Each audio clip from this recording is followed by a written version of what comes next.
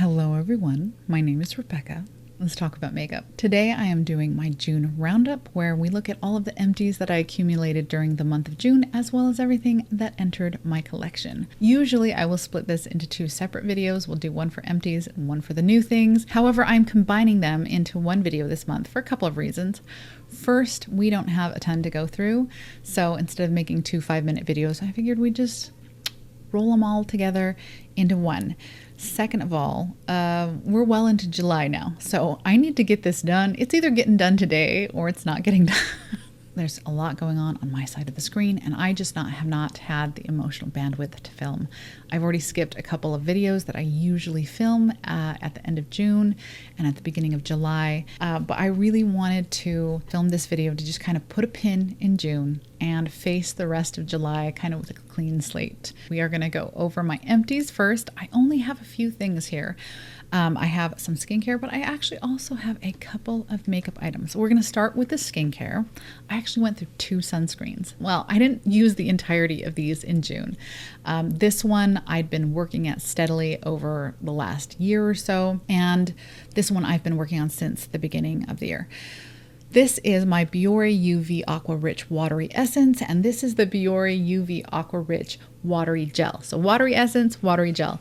The watery essence is my holy grail sunscreen for my face. I love this sunscreen. It's beautiful. It's a Japanese sunscreen. It has the most elegant formulation. It smells very strongly of alcohol. I know that that is off-putting to some people, especially those of you with drier skin. I have not found this to be drying at all. I don't believe it has SD alcohol in it. I can't 100% check for you because none of the ingredients are listed in English. So I'd have to do a little bit more digging to find out if it's SD alcohol, which generally tends to be the type of alcohol that is more drying to the skin. I don't find this drying at all. During the summer, this is hydrating enough that I feel like I can skip a moisturizer. I don't find there to be any cumulative dryness either. I know that there are some products, especially products with alcohol in them, that aren't drying if you use them once or twice, but maybe the 3rd or 4th day in a row that you use it, you start to notice some dryness. I have not noticed that with this. It wears beautifully underneath makeup. And I can't say enough good things about this sunscreen. It is absolutely 100% my favorite sunscreen. I have probably gone through 5 or 6 bottles of this at this point, and I have another one in the bag. Now, I liked this one so much that I went and picked up the watery gel just out of curiosity to see what the difference was. This one, I don't find any kind of white cast on my skin tone, although I cannot speak for anybody who is deeper than I am. I had to work this into the skin quite a bit more in order to get it to really sink in, and I still ended up with a white cast. It was a lot thicker, it was a little bit sticky. It stung my eyes, which this one does not. They share some traits, but this one was inferior in every way. I ended up using this up as a sunscreen on my body because I just didn't care for it on my face. However, they are both done, both going in the bin. I am pleased with that. For this one, I already have a backup that is on the go as we speak. I'm wearing it today. Actually, I'm looking at this basket and I'm kind of realizing that a fair number of these products I finished and I don't like them. This is one of them. This is the Josie Maran Argan Milk Youthful Skin Wrinkle Repair Peptide Moisturizer. A little bit of a spoiler for my 50 Shades of Brown, as well as one other product in here. This one was a facial moisturizer. I picked it up at TJ Maxx. I'm really glad I picked it up at TJ Maxx and not at full price. I really enjoy some Josie Maran products. This is just not one of them. First of all, the scent, it smelled like Play-Doh. That's what it smelled like. And listen, this is unscented, and I understand the utility of unscented makeup. I'm not particularly sensitive to fragrance, and so I do personally prefer when my skincare smells pleasant or it's just not unpleasant. You know what I'm saying? And this was a little unpleasant. I need all of the encouragement I can to get me to do my skincare routine. And when something is just unpleasant to apply, that is a little bit of a barrier for me. You know what I'm saying? Not only did it not smell very good, I just didn't find it to be a very good moisturizer. It's kind of a gel consistency. It's a little slimy, to be honest. It ended up a little sticky. It would sometimes pill. I didn't find it to be an intensive hydrating treatment. I bought this during the winter time, and after a couple of uses, I realized it just wasn't hydrating enough for me in the wintertime. So I figured I'd use it during the summer. No, don't like it in the summer either. I just don't like it at all. However, it is gone. So the way I ended up using this up is I had a tiny little sample of the Nest Seville Orange fragrance, which I find just lovely. So I put a little bit of that into this to kind of offset the Play-Doh scent. And then I used it as a scented body lotion. I used it on my body. Was that the most economical use of, let's see, how many fluid ounces are here? 1.7 fluid ounces? No, it was not. I think I paid maybe $20 for this at TJ Maxx. It was not worth that. I didn't even care for it as a body lotion. I was able to tolerate it better on my body than I was on my face, but it was still sticky. It still pilled. I'm not sad it's gone. Would not repurchase. Okay, I have 2 makeup items to share with you as well. Let's talk about the one I didn't like.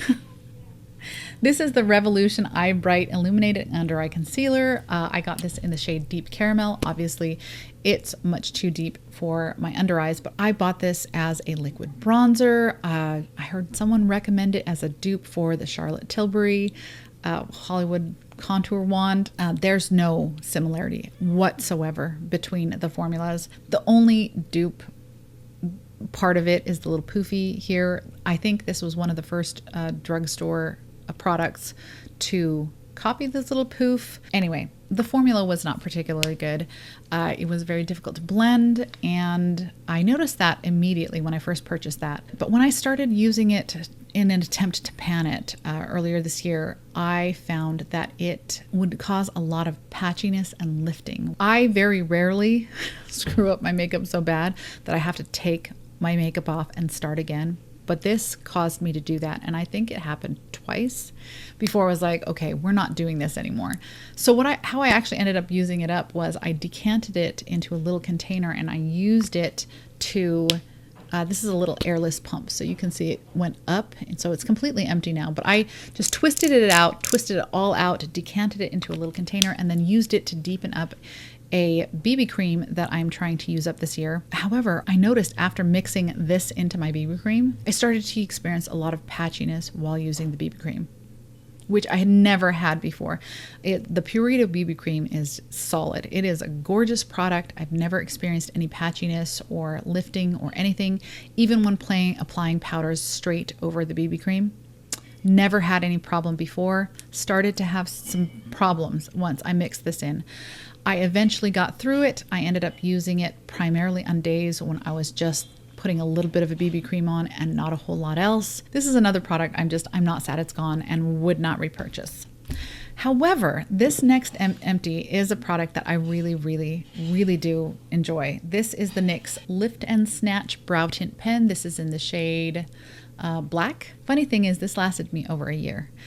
I actually thought it was running out a few months back, and so I purchased a new one. But I think I had accidentally stored it upright, and so after storing it on its side for a while, it started performing again. So I just continued to use this as long as it gave me product, but it is finally dried up. I really, really like this pen. It is my absolute favorite brow pen that I have come across so far. I also really did enjoy the Urban Decay Brow Blade.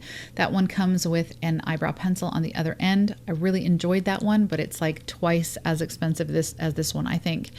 And I did find the black shade to be a little bit more highly pigmented than I want, because my brow hairs are genuinely black and I don't tend to fill in the whole brow.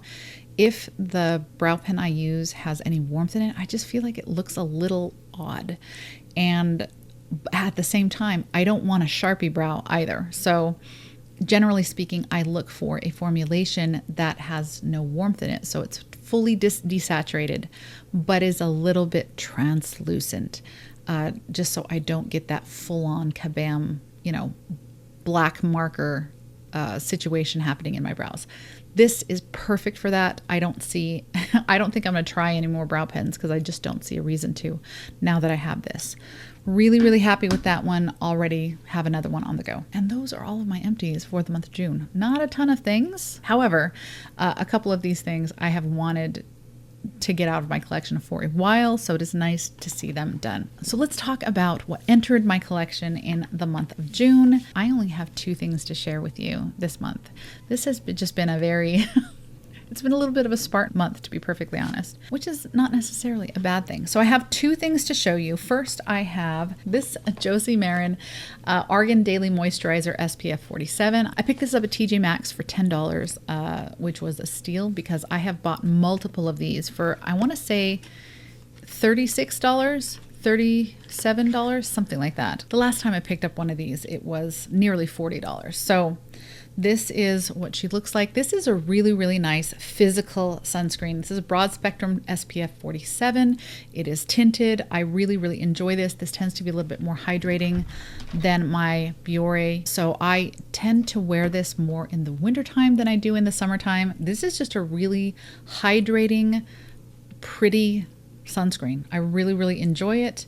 I feel like it plays really well underneath makeup. I'm pretty sure I have gone through 3 or 4 bottles of this in the past. And so when I saw it at TJ Maxx, I grabbed it. And I'm very happy to have it back in my collection again. Super excited.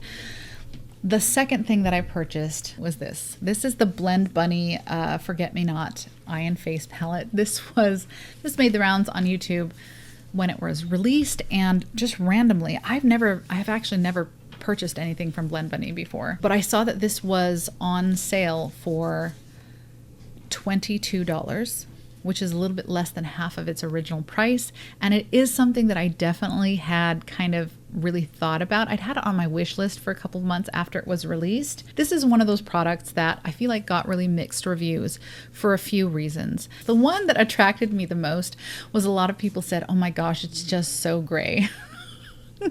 And if you know me, you know that when I hear the words gray, I'm like, oh, it's gray? Oh my gosh, I gotta try it. I have a muted skin tone. It is a little bit less so in the summertime. I get a little bit more warmth in my skin, but I generally speaking have a very low saturation skin tone. And because of that, makeup that has a little bit more gray mixed into it, whether it's foundation, lipstick, whatever, I generally tend to find more flattering on my skin. So a lot of the makeup that I will hear other people say, oh, it is too gray, is just perfect for me. And I do find that to be the case with this palette. There were a couple of other complaints about this. I think one of the big ones was that nobody that's not a makeup artist needs this palette. And listen, are we really talking about need here? Is need factoring into the equation? I don't know. For some of us, maybe. There may be some of you who are watching that buy one palette, finish it, and then buy another palette. That is a completely legitimate way to approach makeup, but I don't know if it's really fair to come at it from a position of, do you need it? I think a better way to approach it would be like, are you going to use it? Now, if you were just looking at this as a bronzer and contour palette, obviously, for me, if this was just a bronzer and contour palette, I'd maybe use these 2 here and maybe some combination of these. So I'd only be using this quad here. But this is an eye and face palette, and I think it actually does a pretty good job for that, especially when you realize that the reason why the pans are this size is because you're intended to mix these colors. These colors are for mixing. And as soon as I figured out how to mix some of these shades, I started being able to use it in a lot more different ways. Now that said, there are a few things that I would change. This one right here, this kind of yellowy gray color, I would have leaned way more into that, made it much more yellow, so that you could then combine that with any of these other shades and made them warmer. I think that would have added a lot more versatility than this just slightly yellowish gray shade that you see here. Second of all, we have one little pale pink here, which is nice. However, I would have put a deeper pink into this palette if I had been making this palette, so that you could then use that pink and in combination with any of these other shades to create a rosier color, something that could be used as a blush, for instance, because that's the only thing that is really missing from this. I can do my eyebrows with this. I can do bronzer, contour, I can do highlight, I can do my eyes. I can pretty much do everything except for blush with this palette. I don't love these two as a setting powder. I find them a little bit too visible in this area on me personally, and it kind of accentuates texture. However, I do find them useful as highlighting shades. I am using these colors, a mixture of these colors and a little bit of this one here on my face as a highlighting shade today. I find that they are very nice for that purpose.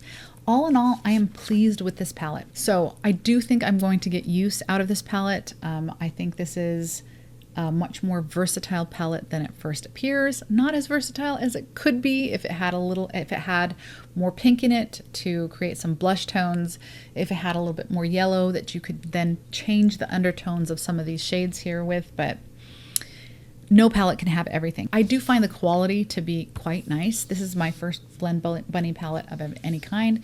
These shimmers are all lovely.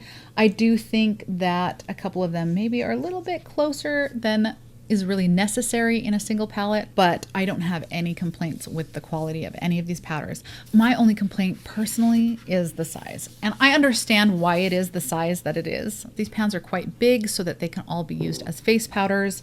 I don't know necessarily that the charcoal needed to be a face powder. I'm not sure that we needed all of these shimmers here.